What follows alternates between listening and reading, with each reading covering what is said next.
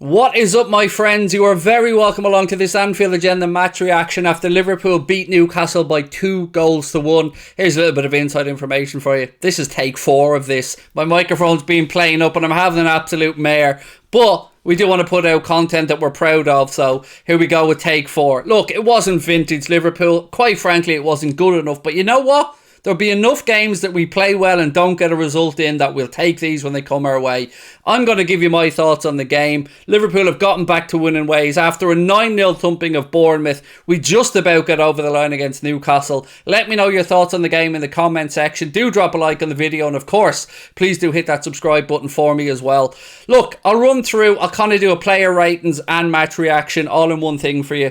Firstly, I want to say Newcastle's bench should be ashamed of themselves. If you don't know what I'm speaking about, look at the highlights of the game and you'll see Newcastle's bench throwing something towards our bench and or the officials after we scored the winner. It's what Newcastle deserved, quite frankly. Their time wasting was appalling. And look, it's good when it works, but when it doesn't, this is what happens. Their players were going, feigning injury, cramping, and then all of a sudden 2 minutes later they were able to spring counter-attacks and run a full pelt. I've no sympathy for it. I understand it. I understand teams do it, but when it doesn't go your way, you can't be like a petulant little child and just throw stuff at people. So, am I delighted we got the win? Absolutely, from that regard. But make no bones about it. For me, this win just papers over the cracks of yet another poor Liverpool performance. You can tell me we dominated possession. You can tell me that we had umpteen corners, but ultimately we didn't work near Nick Pope nearly enough for my liking. Let's start off with the defence and the goalkeeper. Alisson, he didn't have much to do, but he didn't do anything. I know that sounds weird. He didn't have much to do, but he didn't do anything. I know. But all he did really was pick the ball out of the net, catch a few crosses and take his goal kicks. So, very difficult performance to gauge. I don't feel like he could have really done anything about Isaac's goal. It was a really good piece of centre-forward play after some poor defending from us. Now we get to the defenders. Trent and Robbo aren't good enough at the minute. And it needs to be said. Somebody needs to say it. We can't just keep putting our hands over our eyes, covering our ears and going la la la la la and hoping that it just gets better magically. Something needs to happen because Trent's crossing and Robbo's crossing have been deplorable. Yes, you can say to me, Craig, they're fullbacks. And I'll say to you, absolutely, you're right. But they're fullbacks who are supposed to be a different breed of fullback. Fullbacks who are known for their crossing and their attacking intent. And they've been let down or letting us down a lot in that regard. Trent is lucky that Calvin Ramsey isn't available yet, because it was no surprise to me that Klopp pulled him off. It was a surprise to see Milner come on and play right back, but I thought we looked better when Milner came on at right back. Robertson on the left-hand side. Look, I love both these guys. We're fortunate to have them at the club, but that doesn't mean we can't say they're not playing well. And Andy Robertson is not playing well. His crossing isn't up to par. He panics when he gets into the opposition penalty area when it comes time to shooting. And his deliveries from corners has been shocking. Too many times they're just not beating the first man, or they're just insisting on pumping balls into a penalty area where they have Dan Burn, who's about 17 stories tall, and we have Mohamed Salah, Luis Diaz and Bobby Firmino. Not really going to compete aerially, so we need to try and be more clever. When we did get to the byline, we kept getting our crosses blocked, or Robbo wasn't able to pick out a man. It's infuriating because often we've had to work really hard to get into that position and Robbo's just not picking his man out. I don't know why Costas hasn't started. I don't know what Klopp has to see before Costas starts, but Robbo needs a rest. Costas should be playing, in my opinion. Van Dijk and Gomez, it's worrying for me that we're conceding as many goals as we have. And when you are defending well and keeping clean sheets, everybody is queuing up to laud our centre-backs and say how great Virgil van Dijk is. And I'm all for that. But when we're conceding goals, questions have to be asked. Why are we conceding so many? How are we so easy to score against? What can we do to change it? Van Dijk hasn't been his imperious best. I know he's coming back from a long-term injury, but I feel like he should have gotten that out of his system by now and we should be seeing the best of Van Dijk again. Gomez, I'm going to give a bit of a pass to because he is working his way back. But he's also trying to remind the manager why he should be playing. And there was a situation with Trent and Joe today that almost drove me demented.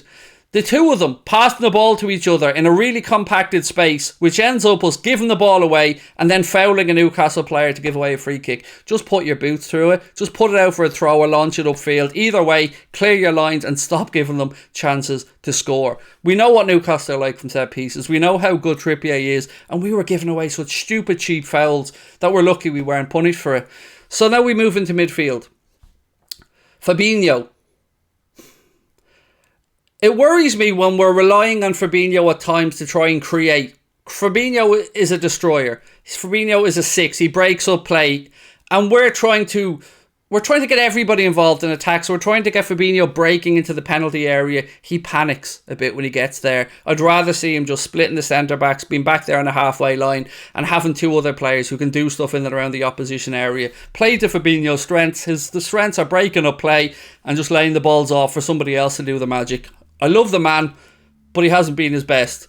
That being said, the man alongside him, our captain, I say this with a very heavy heart because I love Jordan Henderson. I've got nothing but respect for the man. He's a great leader of a football club, and as a human being, he looks like a damn good fella.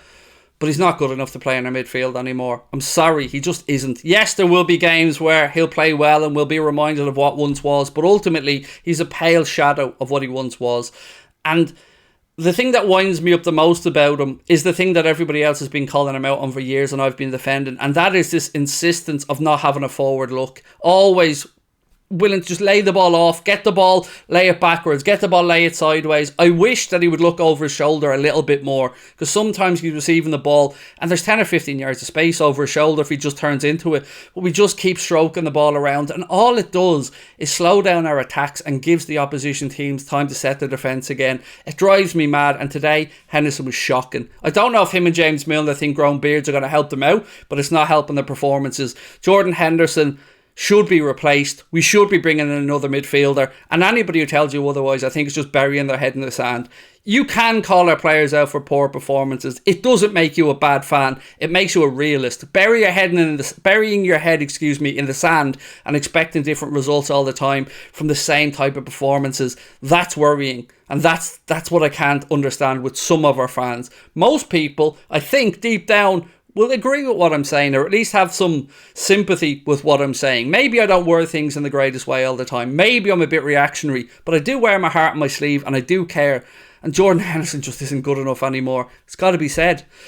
Elliott, good bright spark. Not perfect, but then again, he wouldn't be at 19 years of age. He's still learning his trade, but he's always looking to try and tick over things, make things happen. Lovely drops of the shoulder, is very spatially aware, finds lovely space between the lines, and I cannot wait to see this kid's career develop. Love Harvey Elliott.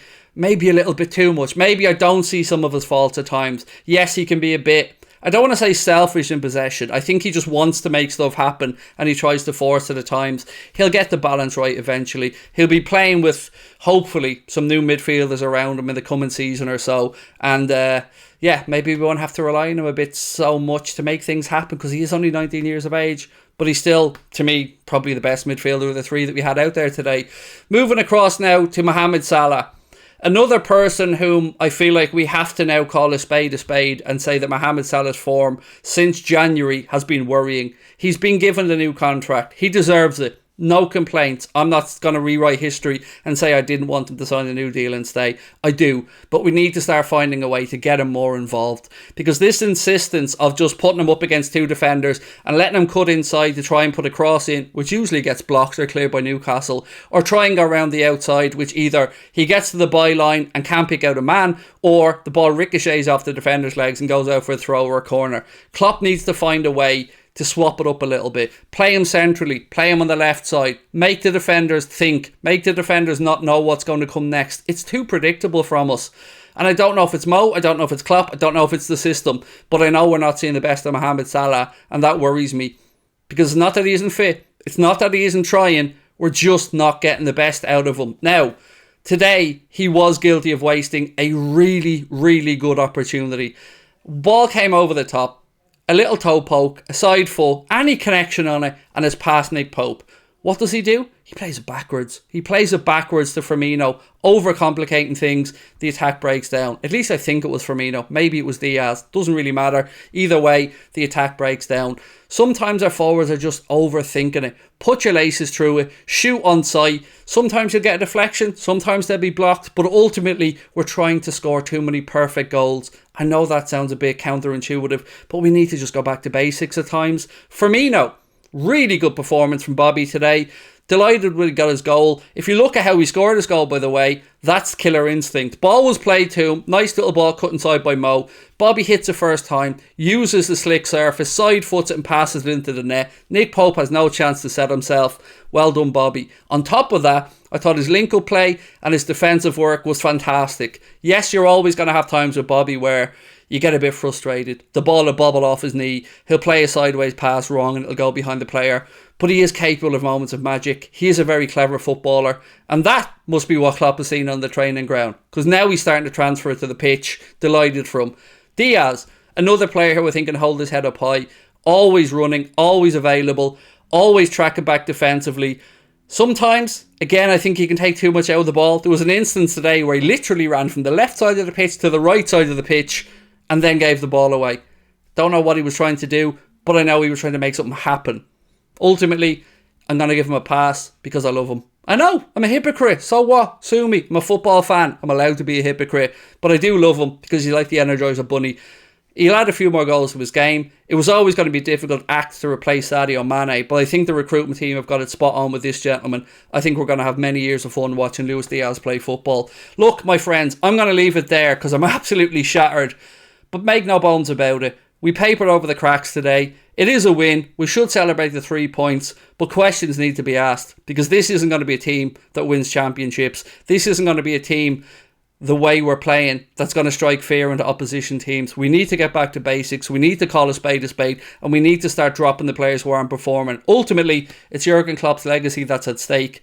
And as there's one thing I know all of us will agree on, is that we're very fortunate to have this man in charge, and we want to look back at his time knowing we gave him every opportunity to succeed. Sometimes his own stubbornness is what winds us up. The fact that he left those substitutes till 70 minutes today again is beyond comprehension. Hendo and Robbo should have been whipped off at half time. I think you'll mostly agree with me on that one, but look, a win is a win is a win. I'd rather have 3 points in Moan than not have 3 points in Moan. I'll talk to you soon. Bye bye.